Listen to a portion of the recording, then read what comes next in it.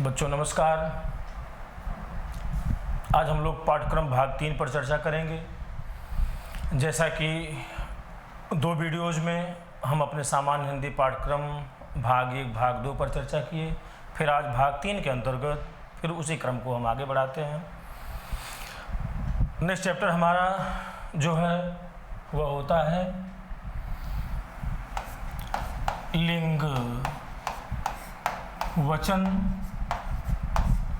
वचन कारक, काल, अव्यय, अव्यय और वाच्य, वाच्य। लिंग, वचन कारक, काल, अव्यय और वाच्य, जिसमें से हम पहले लिंग पर चर्चा करते हैं। लिंग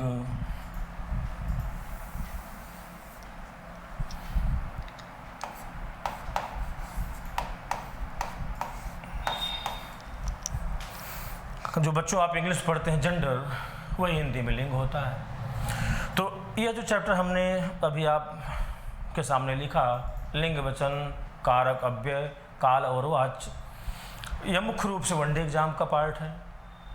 यहाँ से जो सिविल सेवाओं में एक भी प्रश्न नहीं आते। ये जो विशुद्ध रूप से दरोगा, पुलिस, लेखपाल इत्यादि वनडे एग्जामिनेशन जो होते हैं, जहाँ पर सामान्य हिंदी विषय सम्मिलित है, कुल मिलाकर मेरा कहने का आशय है कि आपके ऑब्जेक्टिव टाइप्स के जो एग्ज़ाम होते हैं वहीं पर यह चैप्टर महत्वपूर्ण है।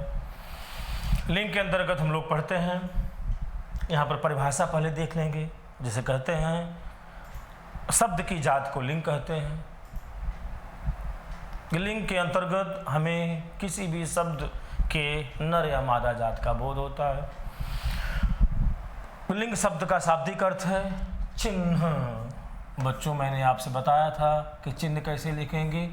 चिन्ह ऐसे है मैंने लगाकर चिन्ह, या ऐसे कहेंगे निशान, चिन्ह या निशान। लिंग को डिफाइन करते हैं कि शब्द की जात को लिंग कहते हैं। तो जैसे कोई भी शब्द है, वो जो पुल्लिंग है, स्त्रीलिंग है, कि दोनों में है, अर्थात उभयलिंग। तो जो हिंदी में लिंग के भेद हैं वे होते हैं, 2 भेद होते हैं। हिंदी में लिंग के 2 भेद हैं। पहला पुल्लिंग, देखो बच्चों ऐसे लिखेंगे पुल्लिंग, अनुस्वार लगा देंगे, पुंलिंग, इस तरह से लिखा जाएगा पुल्लिंग। दूसरा भेद होता है स्त्रीलिंग, स्त्रीलिंग। और तीसरा भेद होता है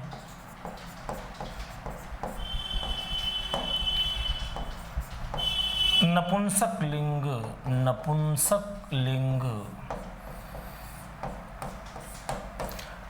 जब बच्चों कोई आपसे पूछे कि लिंग के कुल कितने भेद होते हैं, जब यही पूछे लिंग के कुल कितने भेद होते हैं, वहाँ पर आपसे संस्कृत और हिंदी शब्द मेंशन न करे तो आप कहेंगे लिंग के कुल 3 भेद होते हैं।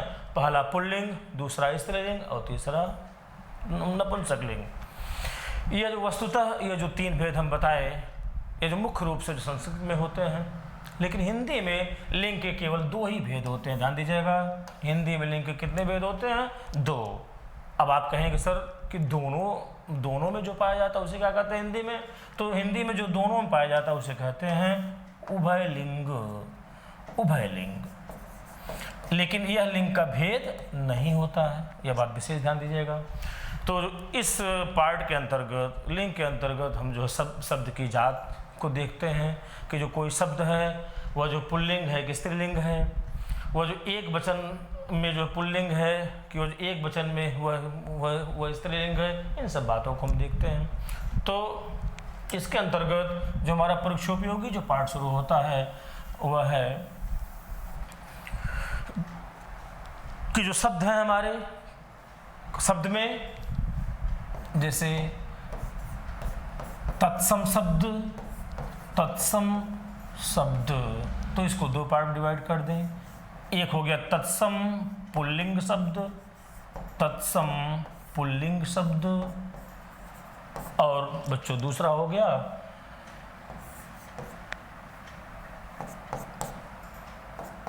ये हो गया स्त्रीलिंग शब्द, तत्सम स्त्रीलिंग शब्द।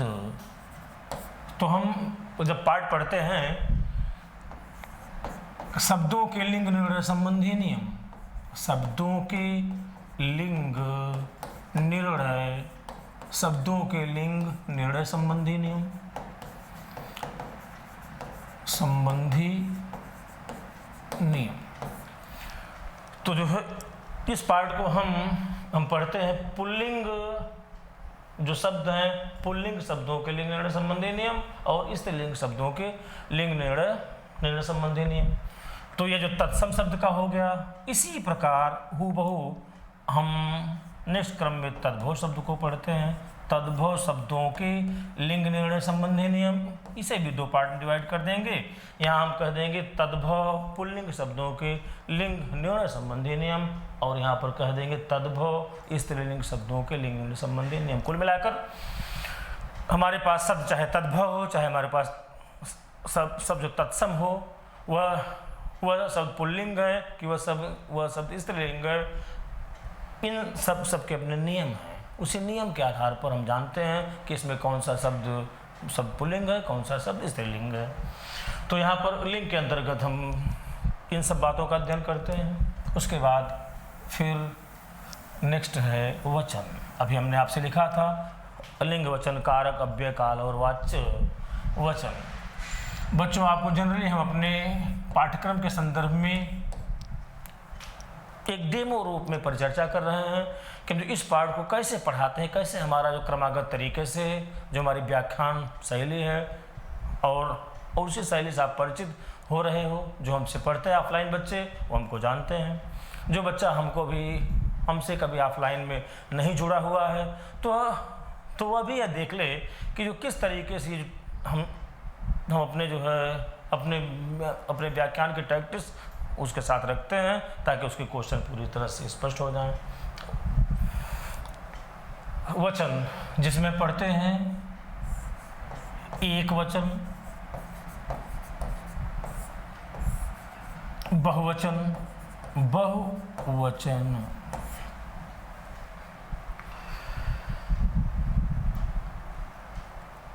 इसी वचन को डिफाइन करते हैं कि संज्ञा या सर्वनाम के जिस रूप से किसी व्यक्ति या वस्तु की संख्या का बोध हो। यह जो वचन जो होता है संख्या का बोध कराता है, संख्या, नंबर। तो यहाँ पर संज्ञा या सर्वनाम के जिस रूप से किसी व्यक्ति या वस्तु की संख्या का बोध हो, उसे व्याकरण में वचन कहते हैं, जिसमें कि एक वचन और बहुवचन। तो यहाँ पर जब इसके नियम में हम जाएंगे तो यहाँ पर हम पढ़ते हैं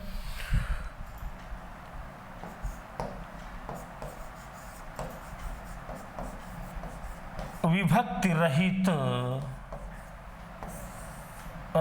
एक वचन संज्ञाओं, विभक्ति रहित एक वचन संज्ञाओं की, विभक्ति रहित एक वचन संज्ञाओं के बहुवचन बनाने के नियम, बहुवचन बनाने के नियम।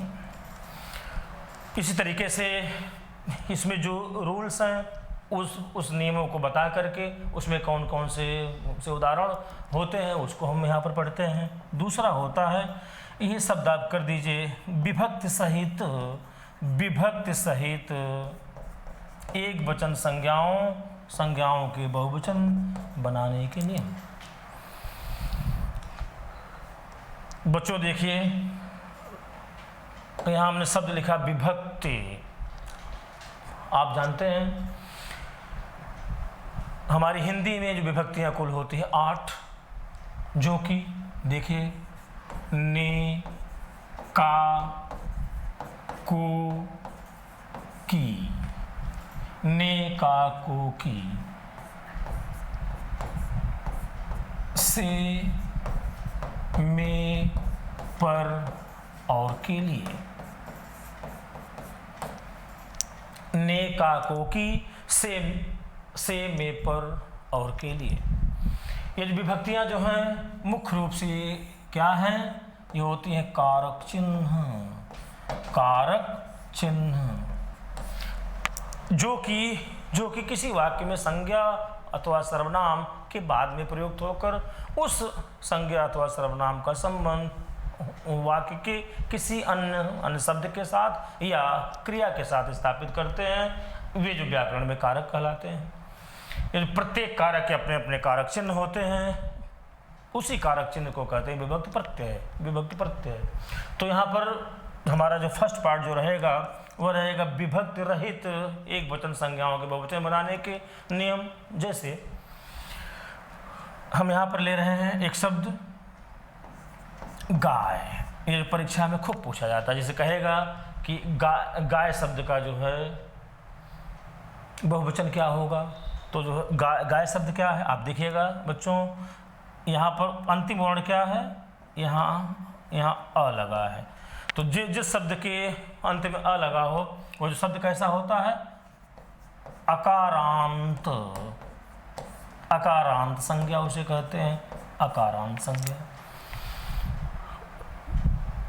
जैसे यहाँ पर आ लगा होता तो होता आकारांत संज्ञा, यहाँ पर बड़ी ई लगी होती तो होती ईकारांत संज्ञा, छोटा ऊ लगा होता तो जो है वो होता उकारांत संज्ञा। ये क्या कह रहा है, अ धन आकार धन अंत, अर्थात ऐसी संज्ञा जिसके अंत में अ लगा हो। तो यहाँ पर रूल पढ़ेंगे, ये गाय क्या है, ये संज्ञा है अकारांत, स्त्रीलिंग है। अब जब आप रूल पढ़ लेंगे तो आप देखेंगे कि अकारांत स्त्रीलिंग संज्ञाओं के अंतिम वर्ण अ के स्थान पर ए लगाते हैं, ए, और उसमें ए लगाकर उसमें अनुस्वार का प्रयोग करने से वह बहुवचन बन जाता है। तो ये हमारा क्या आंसर हो जाएगा, गायें। ये बच्चों अब तक पेपर में कई बार पूछा गया है। विकल्प वह पेपर में बनाता कैसे है, जरा उसको हम लोग देख लें। जैसे आपसे बना देगा गाय का बहुवचन है, गाय का बहुवचन है, 4 ऑप्शन बनाया रहेगा, गाय,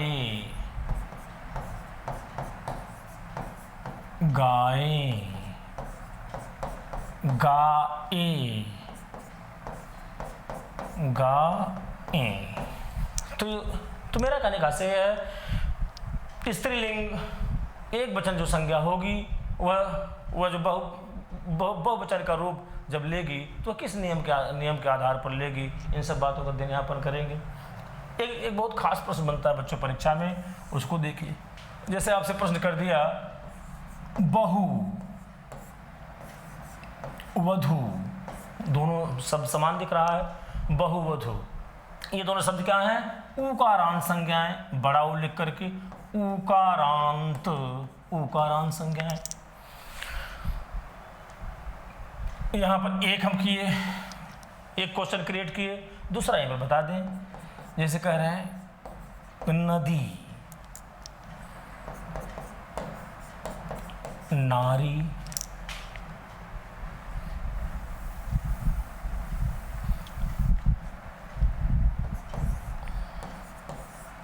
अब यहाँ पर प्रश्न पूछ दिया कि चाहे बहु कहे चाहे वधु, बहु या वधु शब्द का बहुवचन क्या होगा, तो यह शब्द है उकारांत और यह शब्द क्या है, ईकारांत, बड़ी लिख करके ईकारांत। बच्चों देखिए ये ईकारांत उकारांत का मतलब ऊ धन आकार धन अंत, अर्थात ऐसा शब्द जिसके अंत में बड़ा ऊ लगा हो। ईकारांत का आशय ई धन आकार धन अंत, अर्थात ऐसा शब्द जिसके अंत में बड़ी लगी हो। तो इसमें रूल क्या है, तो जितने भी उकारांत शब्द हैं उसके रूल क्या होंगे,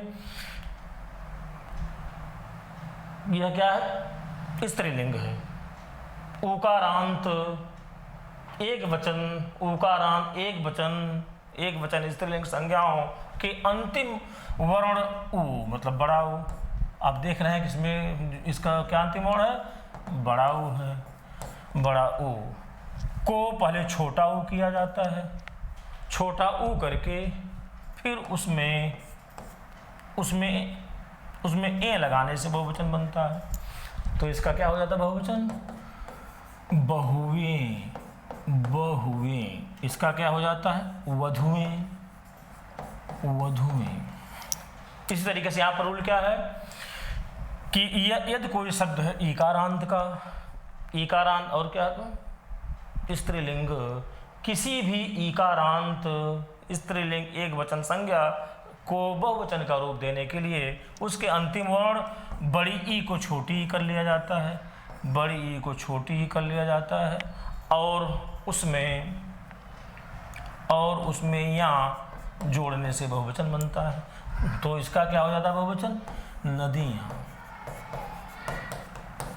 तो यहाँ पर ये 2 उदाहरण देने के पीछे बच्चों आशय हमारा यही था कि कोई भी शब्द होगा तो वहाँ पर उसका एक वचन बहुवचन वह कैसे बनाया जाएगा, उसके लिए कुछ निर्धारित नियम हैं। उसी नियम के आधार पर इसका हम लोग इसका इस्तेमाल करते हैं। अब इसके बाद है कारक। कारक जो इंग्लिश में आप केस पढ़ते हैं। देखो बच्चों, इसकी परिभाषा होती है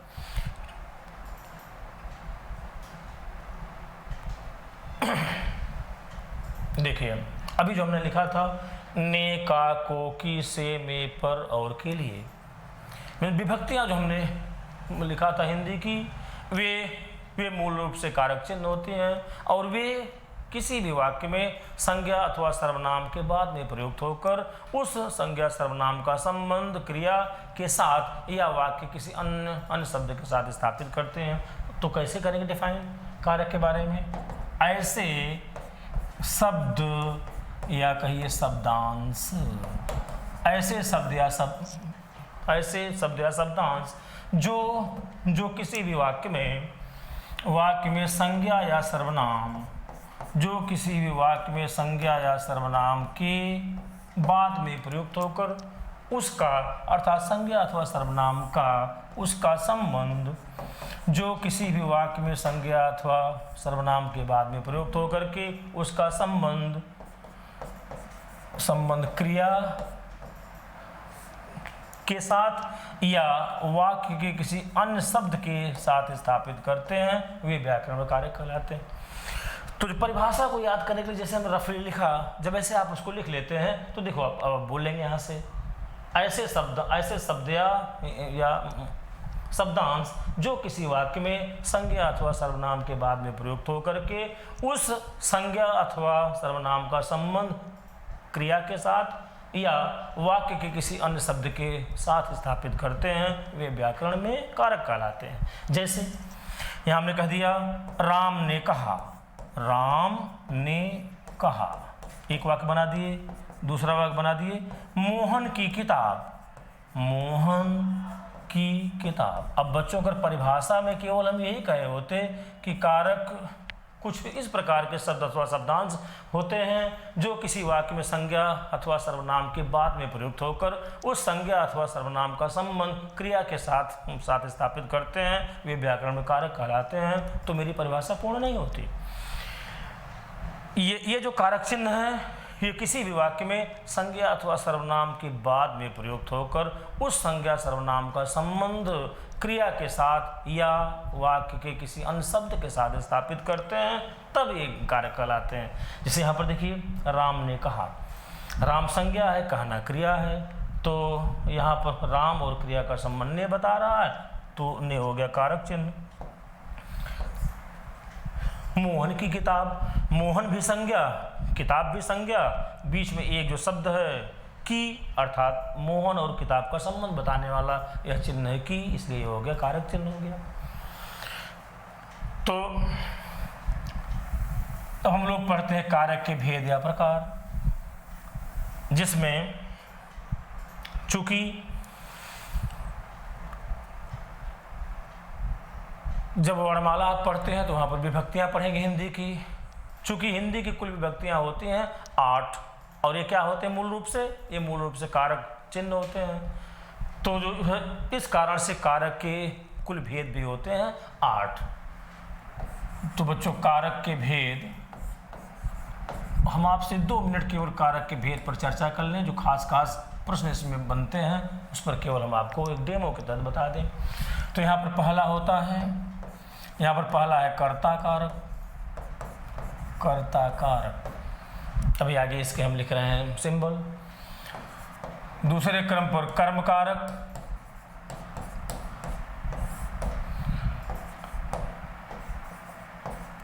उसके बाद होता है करण कारक, नेक्स्ट ये हो गया संप्रदान कारक, संप्रदान कारक, पांचवा कर दीजिए अपादान कारक,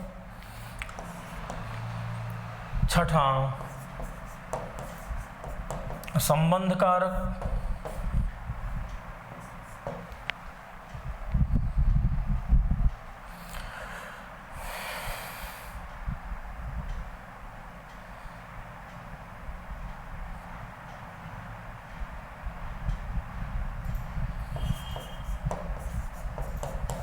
उसके बाद संबोधन कारक और लास्ट कर दीजिए अधिकरण कारक। अधिकरण कारक इसमें कोई क्रमबद्धता नहीं है, चाहे जो पहले बताया जाए। संबोधन कारक, अधिकरण कारक। अब आप से बात अपनी हम स्पष्ट करने के लिए इसके हम कारक चिन्ह लिख रहे हैं। ये कर्ता कारक का कारक चिन्ह ने होता है। उसके बाद कर्म कारक का कारक चिन्ह को होता है। करण कारक का कारक चिन्ह से। संप्रदान कारक का को के लिए। बच्चों नोट न करिएगा, ध्यान से बात सुनिए। जब हम लोग इस प्रॉपर सिलेबस के सीक्वेंस में आएंगे तो वहाँ पर चीज़ें और ज़्यादा बृहद तरीके से आपको बताकर हम पॉइंट आउट कराएंगे।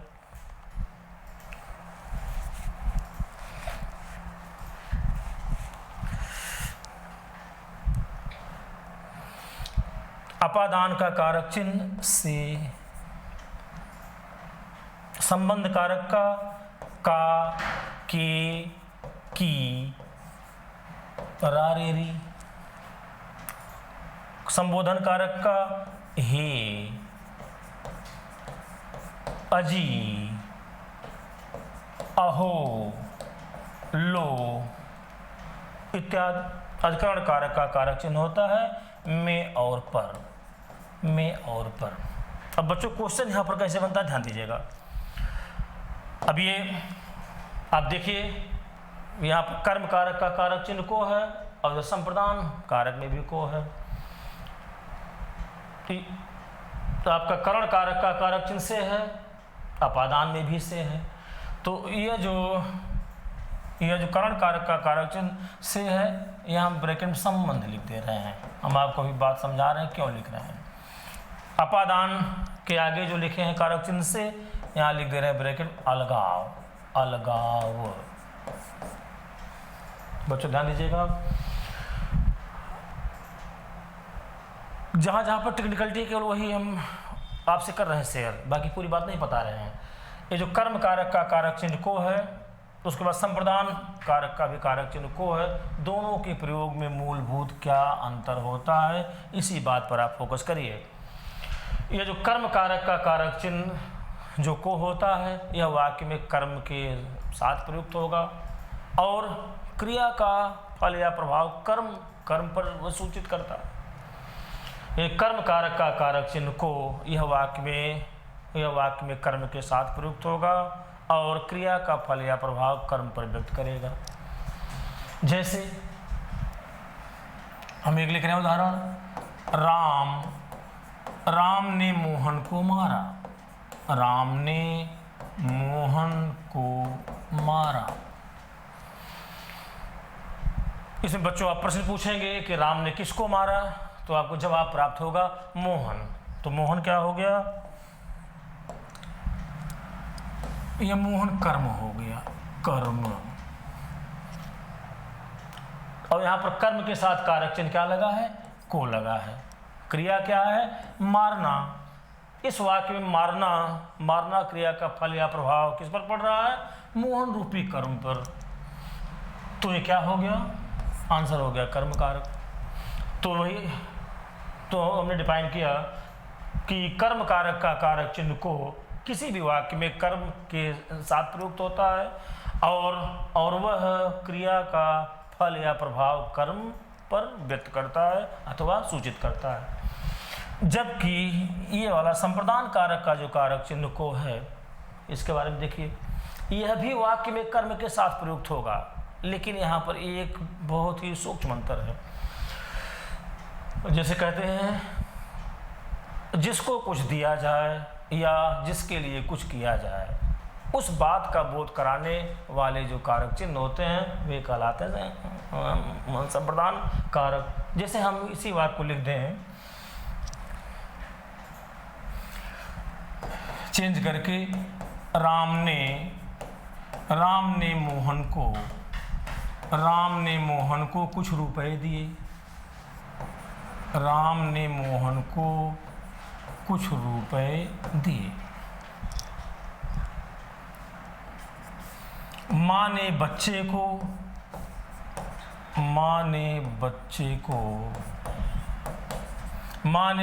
को खिलौने खरीदे।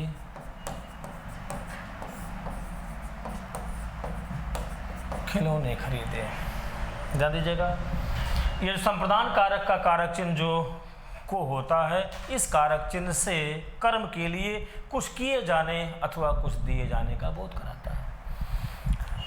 तो इसकी परिभाषा ही है कि जिस कारक से किसी के लिए कुछ किए जाने अथवा कुछ दिए जाने का बोध हो, वही कहलाता है संप्रदान कारक। तो यहाँ पर राम ने मोहन को कुछ रुपए दिए। मोहन क्या है? कर्म। मोहन कर्म है। यहाँ पर जो क्रिया है देना, उस क्रिया का फल या प्रभाव मोहन पर पड़ा। मोहन के साथ कारक चिन्ह को जोड़ा है, अर्थात मोहन के लिए राम ने कुछ किया। माँ ने बच्चे को खिलौने खरीदे, माँ ने बच्चे के लिए कुछ किया, तो ये आपका हो जाता संप्रदान कारक। अब यहीं पर कह दिए राम ने मोहन को मारा, तो यहाँ पर जो क्रिया का फल या प्रभाव है वह मोहन रूपी कर्म पर पड़ा, और उस मोहन रूपी कर्म के साथ कारक चिन्ह को लगाए तो ज़्यादा कर्म कारक हो जाता है। तो बच्चों देखो, ये जो कर्म कारक संप्रदान कारक में ही प्रश्न गलत होते हैं। कैसे? चूँकि कारक चिन्ह दोनों का सेम है, और जो कर्म कारक है उसका कारक चिन्ह को है, और यहाँ पर संप्रदान कारक का कारक चिन्ह को है। दोनों में अंतर क्या है? बस एक लाइन देखिए, कर्म कारक का कारक चिन्ह को वह वाक्य में कर्म के साथ प्रयुक्त होगा। क्रिया का फल या प्रभाव कर्म पर सूचित करेगा। ये तो कर्म कारक हो गया।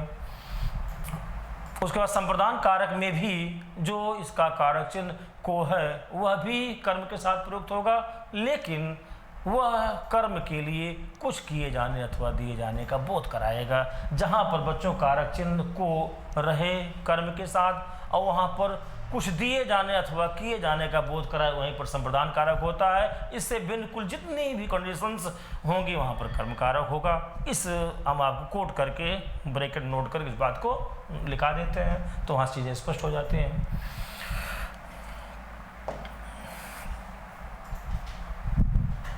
तब आप अभी देख रहे थे करण कारक,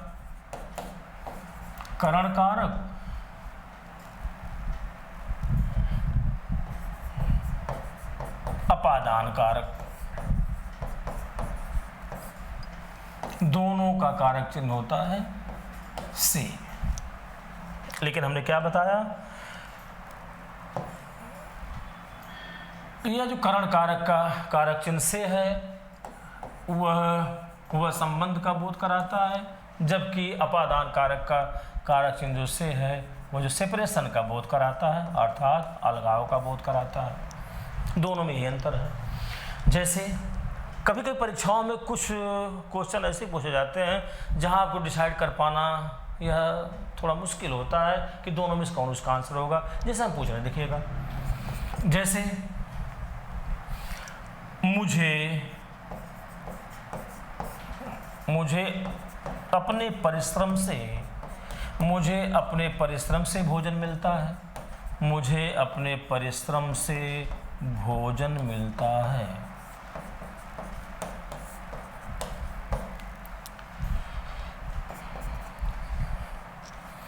मोहन वाक्य पर ध्यान दीजिएगा। मोहन कुल्हाड़ी से वृक्ष काटता है।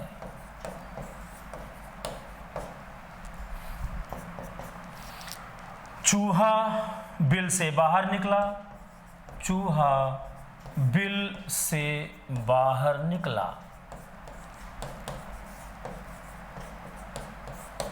एक वाक्य को लिख दे रहे हैं। नेक्स्ट वाक्य लिख रहे हैं पेड़ से पत्ता गिरा।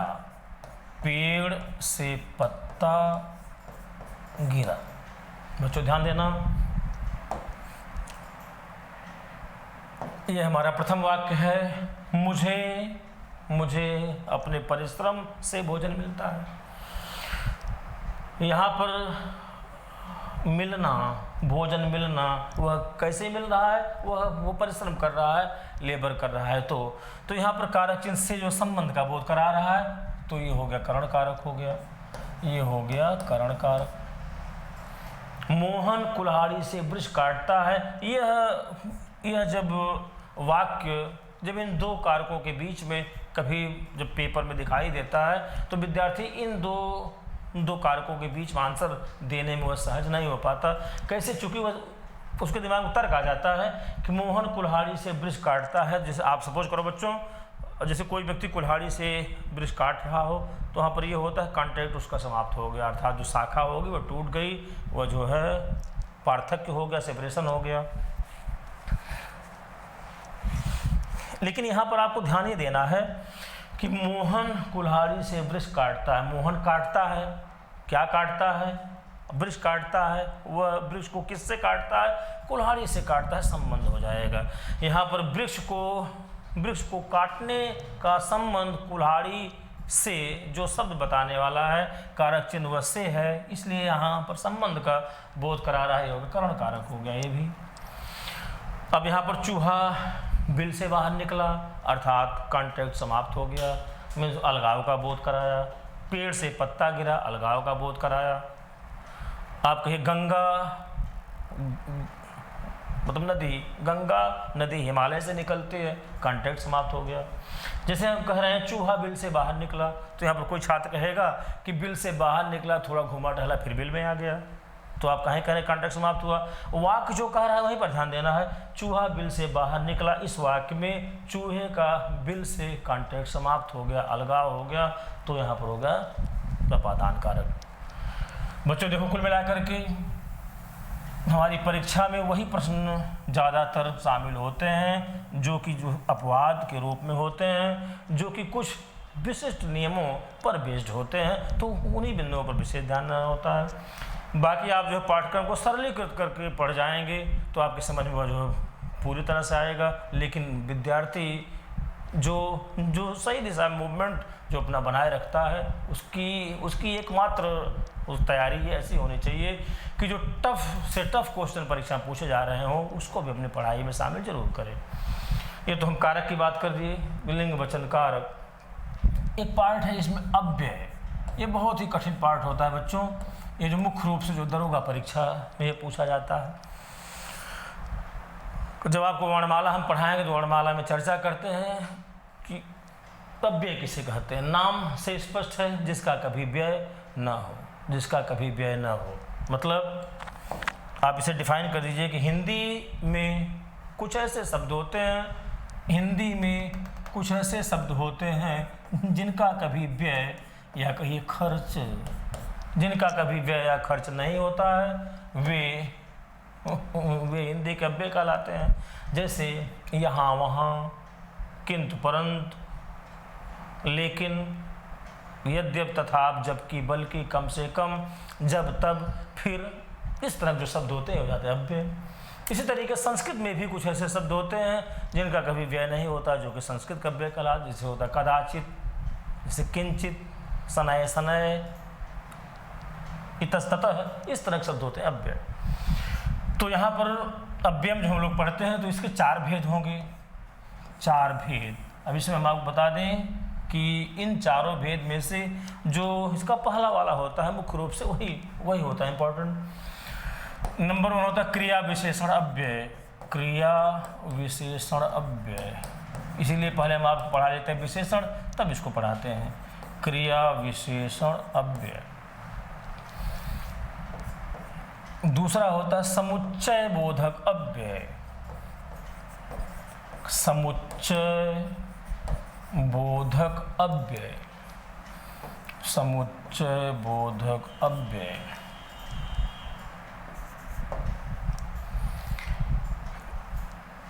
नंबर 3 होता है संबंध बोधक अव्यय, संबंध बोधक अव्यय। लास्ट होता है विस्मयादि बोधक अव्यय, विस्मयादि बोधक अव्यय। तो इसमें जो पहला वाला है क्रिया विशेषण अव्यय, यही मुख्य रूप से महत्वपूर्ण है। ऐसे अव्यय मैंने बताया जिसका कभी व्यय न हो, जो कभी खर्च न हो, अर्थात वो उसी हुबहू अवस्था में बने रहते हैं। इनका किसी भी वाक्य में लिंग वचन कारक किसी भी पॉइंट ऑफ व्यू पर इनका रूप परिवर्तन कभी नहीं होता है। इसीलिए हिंदी में अव्यय कहा जाता है अविकारी शब्द, अर्थात जिसका कभी रूप परिवर्तन न हो वह कहलाता है अविकारी शब्द। ये जो क्रिया विशेषण, ये जो 4 भेद हमने इसका लिखा, हमने इसके लिखे, उसमें सबसे प्रमुख होता है क्रिया विशेषण अव्यय। ऐसे अव्यय जो किसी वाक्य में प्रयुक्त होकर क्रिया की विशेषता बताएं वे कहलाते हैं क्रिया विशेषण अव्यय। तो इसमें जो खास क्वेश्चन बनते हैं उसको हम लोग कर लेंगे डिटेल। अब यहाँ पर एक पार्ट आता है अव्यय में ही कि कुछ समानार्थक या फिर समानार्थी क्रिया विशेषण अव्ययों के प्रयोग में अंतर। तो ये बात जो दरोगा एग्जाम के लिए विशेष रूप से होती है महत्वपूर्ण, ये हम लोग करेंगे डिस्कस। अब आता है काल, टेंस, जो इंग्लिश में आप टेंस पढ़ते हैं काल। आप जैसे टेंस पढ़ते हैं इंग्लिश में उस तरह से हिंदी में काल नहीं है, क्योंकि वहाँ आप पढ़ते हैं प्रेजेंट, पास्ट और फ्यूचर। प्रेजेंट, पास्ट और फ्यूचर के 4 भेद वहाँ पढ़ते हैं। यहाँ पर हिंदी में उस क्रम में भेद नहीं है इसके। जैसे पहला इसका है वर्तमान काल, वहाँ पर आप पढ़ते हैं प्रेजेंट टेंस। दूसरा भूतकाल, तीसरा भविष्यकाल,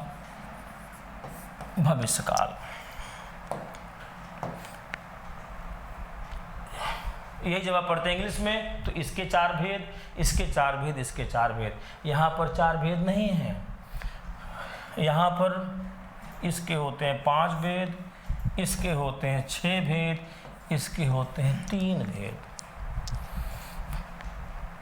अगर आपके मस्तिष्क में टेंस वाला कॉन्सेप्ट बना हुआ है, जो आपने इंग्लिश में पढ़ा हुआ है, तो उस टेंस वाले का कॉन्सेप्ट से जब आप स्वयं को बाहर निकालोगे तभी हिंदी वाला काल आप समझ पाएंगे। अगर वही आपका भाव वही हिंदी वाले काल में बना रहेगा तो आप जो पूरी तरह से इसको स्पष्ट नहीं कर पाओगे, क्योंकि परिभाषा देखो,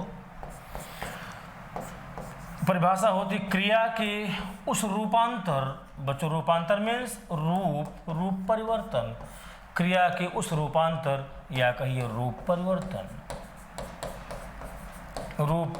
जिसे कहते हैं ट्रांसफॉर्मेशन, जिसे इंग्लिश में कहते हैं ट्रांसफॉर्मेशन। एक इंग्लिश का भी शब्द लिख दे रहे हैं, नहीं तो आपको लगेगा कि केवल गुरुजी हिंदी पढ़ाते, हिंदी इनको आता है। लिख दे रहे हैं ट्रांसफॉर्मेशन, क्रिया के उस रूपांतर, यहाँ पर उस शब्द का प्रयोग कर लीजिए। क्रिया के उस रूपांतर या रूप परिवर्तन को काल कहते हैं जिससे उसके समय एवं उसकी पूर्ण या अपूर्ण, जिससे कि उसके समय अर्थात टाइम, जिससे उसके समय एवं उसकी पूर्ण या अपूर्ण अवस्था का बोध होता है। ध्यान दीजिएगा, 2 बातें महत्वपूर्ण हैं, समय, पूर्ण और अपूर्ण अवस्था। वह क्रिया किस काल की थी, मतलब किस समय की थी, और वह क्रिया उस समय पूर्ण हुई या नहीं पूर्ण हुई, इन्हीं बातों का बोध कराने वाला जो होता है वह कहलाता है काल। तो इस तरीके से जो है हिंदी में जो काल के भेद बताए गए हैं वह क्रिया के समय और उसकी पूर्ण एवं अपूर्ण अवस्था, तीनों कालों वर्तमान, भूत और भविष्य में बताने में समर्थ होते हैं। तो इसका अध्ययन हम लोग करते हैं। उसके बाद होता है वाच्य, जो इंग्लिश में आप पढ़ते हैं वॉइस। 1 मिनट इस पर बता दें आपको। Watch, voice. इंग्लिश में होता है 2, एक एक्टिव दूसरा पैसिव। हिंदी में 3 होता है। इसमें पहला होता है कर्तृवाच्य, कर्तृवाच्य, या इसको एक दूसरे तरीके से लिख सकते हैं, ब्रैकेट में लिख दे रहे कर्तरि प्रयोग, कर्तरि प्रयोग वाक्य। यहाँ हमने वाच्य लिखा, यहाँ पर वाक्य लिखा है, देखिए। दूसरा कर्म वाच्य, या इसे कह देंगे कर्मण प्रयोग वाक्य, इसके बाद सेम शब्द। और तीसरा होता है भावे वाच्य, या आगे कहेंगे भावे प्रयोग वाक्य।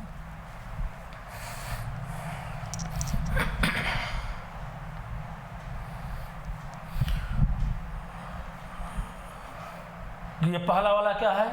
कर्तृवाच्य, मतलब कर्ता की आवाज, वाच्य मतलब वॉइस, आवाज, अर्थात कर्ता प्रधान वाक्य। यह क्या है? कर्म प्रधान वाक्य, यहाँ पर भाव प्रधान वाक्य। अगर कर्ता कर्म दोनों प्रधान नहीं है तो क्या प्रधान होगा? भाव प्रधान होगा।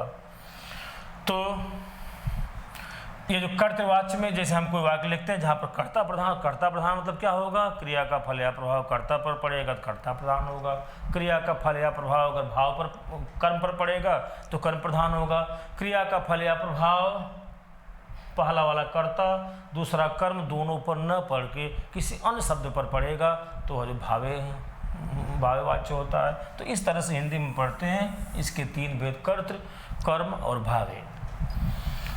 ये लिंग वचन कारक अव्यय काल और वाच्य का जो पार्ट हमने आपसे अभी चंद समय तक जो डिस्कस किया, ये तो मुख्य रूप से वनडे एग्जामिनेशन का पार्ट होता है। यहाँ पर जो है सिविल सेवाओं में क्वेश्चन नहीं आते, लेकिन इस पार्ट की एक पूर्ण रूपेण समझ जिस किसी भी विद्यार्थी में होती है वह हिंदी व्याकरण में दक्ष होता है, उसकी लेखनी में धार आती है।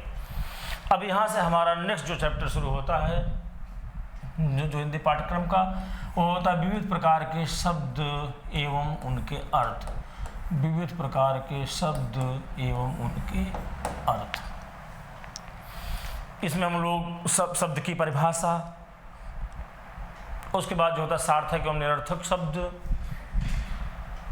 उसी क्रम में फिर आगे बढ़कर व्युत्पत्ति के आधार पर शब्द के भेद, अर्थात ये जो शब्द हैं कहाँ से उत्पन्न हुए हैं, उनकी उत्पत्ति का स्रोत कौन सा है, उसके आधार पर शब्द के भेद, उसके बाद शब्द के अन्य भेद। इसमें पूरा शब्दार्थ हम पढ़ते हैं। इसमें इसी में पढ़ते हैं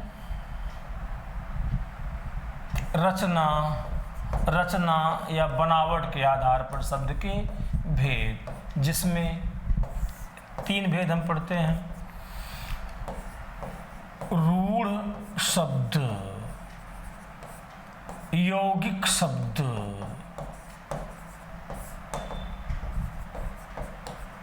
और योग रूढ़ शब्द।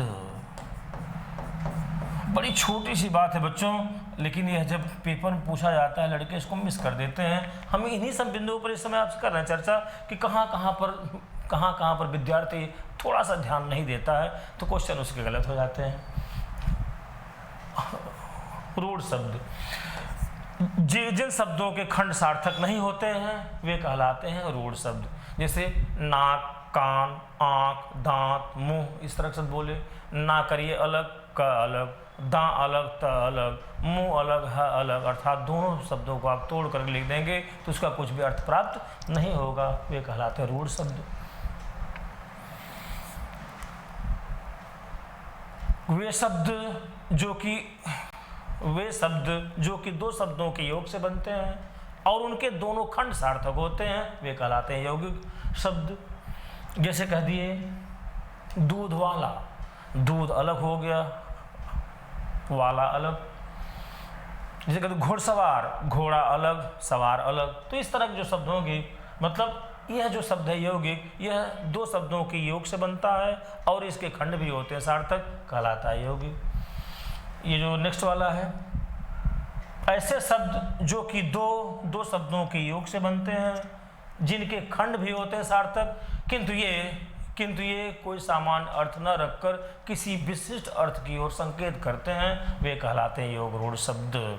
जैसे कह रहे हैं सहस्रानन, सहस्रानन, जैसे कह रहे हैं चतुर्मुख, चतुर्भुज, लंबोदर, दशानन, इस तरह का शब्द हो गया। यहाँ हम कहेंगे सहस्त्रानन। अब दो शब्द आप देख रहे हो यहाँ भी, लेकिन इसका सामान्य अर्थ न होकर किसी अन्य की ओर ये संकेत कर रहा है। मैं जो बहुब्री समास में जो आप पढ़ते हो, जो सामासिक पद होते हैं, उस तरह के शब्द हो गए। सहस्र आनंद जिसका, किसी अन्य की बात कर रहा है। लंबोदर, लंबा उदर, लेकिन यह सेंस क्या है, लंबा है उदर जिसका। वज्रायुध, वज्र है आयुध जिसका। तो फिर से ऐसे शब्द जिनके खंड सार्थक नहीं होते हैं वे कहलाते हैं रूढ़ शब्द। जैसे नाक, कान, आँख, दांत, ना अलग, क अलग, दां अलग, त अलग। ऐसे शब्द जो कि दो शब्दों के योग से बनते हैं और उनके खंड भी सार्थक होते हैं, वे यौगिक शब्द कहलाते हैं। ऐसे शब्द जो कि दो शब्दों के योग से बनते हैं, उनके खंड भी सार्थक होते हैं, किंतु वे कोई सामान्य अर्थ न रखकर किसी विशिष्ट अर्थ की ओर संकेत करते हैं, वे योग रूढ़ शब्द कहलाते हैं। इसके बाद शब्दार्थ वाला पार्ट ये काफ़ी लेंदी है। यहाँ पर हम लोग पढ़ते हैं एक आर्थक शब्द, एक आर्थक शब्द, अनेकार्थक शब्द,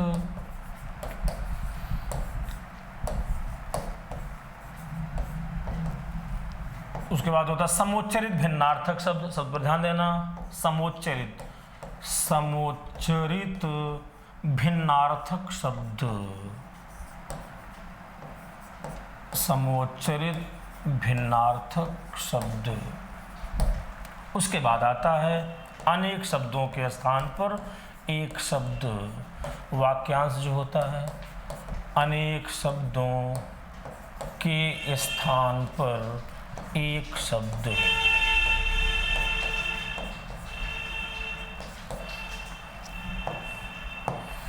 देखिए बच्चों, एक अर्थक शब्द, हिंदी में कुछ ऐसे शब्द होते हैं जिनका केवल एक ही अर्थ होता है, वह कहलाता है एक अर्थक शब्द। अर्थात उस शब्द को कहीं भी आप यूज करोगे तो उसका एक ही सेंस प्राप्त होगा, वह कहलाएगा एक अर्थक। तो इसमें कुल जितने भी हिंदी के एक अर्थक शब्द होते हैं, जो खास होते हैं, जो परीक्षाओं में पूछे जाते रहे हैं, जो विशेष रूप महत्वपूर्ण होते हैं, उसका चार्ट बनाकर अध्ययन कर लेते हैं। अनेकार्थक शब्द, हिंदी में कुछ ऐसे शब्द होते हैं जिनके एक से अधिक अर्थ होते हैं, वे कहलाते हैं हिंदी के अनेकार्थक शब्द। इसको भी उसी क्रम में पढ़ लेते हैं।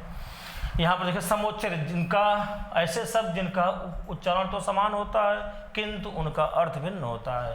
देखिए समोच्चरित, समधन उच्चरित, अर्थात ऐसे शब्द जिनके उच्चारण समान होते हैं किंतु उनका अर्थ भिन्न होता है, वे हिंदी के समोच्चरित भिन्नार्थक शब्द कहलाते हैं।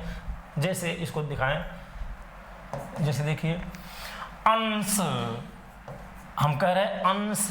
अब जो लिखेगा बच्चा, कोई लिखेगा ऐसे अंश, दूसरा वाला यहाँ पर दंतोस्सा लगा देगा।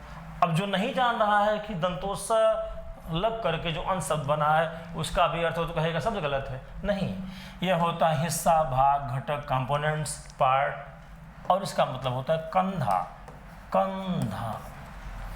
तो जो इस तरह से, अर्थात ऐसे शब्द जिनके उच्चारण तो समान होते हैं किंतु अर्थ भिन्न होता है, वे हिंदी के समोच्चरित भिन्नार्थक शब्द कहलाते हैं।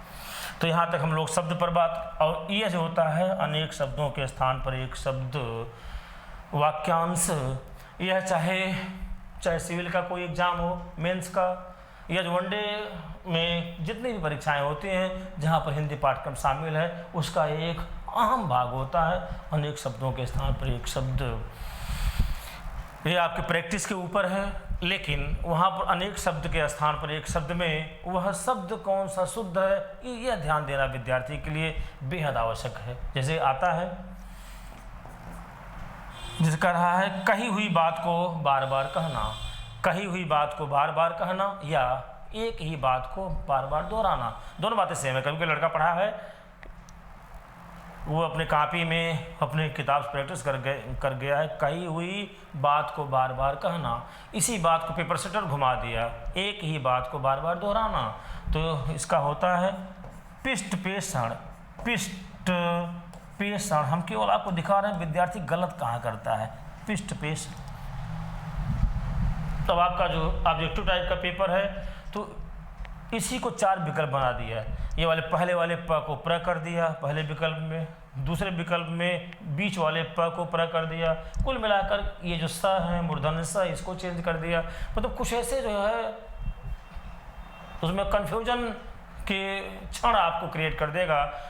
अगर आप इसको लिख कर नहीं पढ़े हुए तो आपका ये जो सवाल गलत हो जाता है। तो इसलिए अनेक शब्दों के स्थान पर एक शब्द जो परीक्षाओं में पूछे जाते रहते हैं, उनकी एक जो तालिका बनाकर कठिन से लेकर सरल तक, जो सरल हैं फिर जो कठिन हैं, जो कि परीक्षा में बारंबार पूछे गए हैं, और कुछ ऐसे हैं जो कि बहुत कम पूछे गए हैं, और उसमें कुछ ऐसे हैं जो कि अभी पूछे ही नहीं गए हैं। तो कोई विद्यार्थी जब इस तरह की पूरी तालिका का अध्ययन कर लेता है तभी पाठ उसका होता है कंप्लीट। ये तो बच्चों हम अपने जो पाठ्यक्रम के भाग 3 के अंतर्गत यहाँ पर आज चर्चा किए।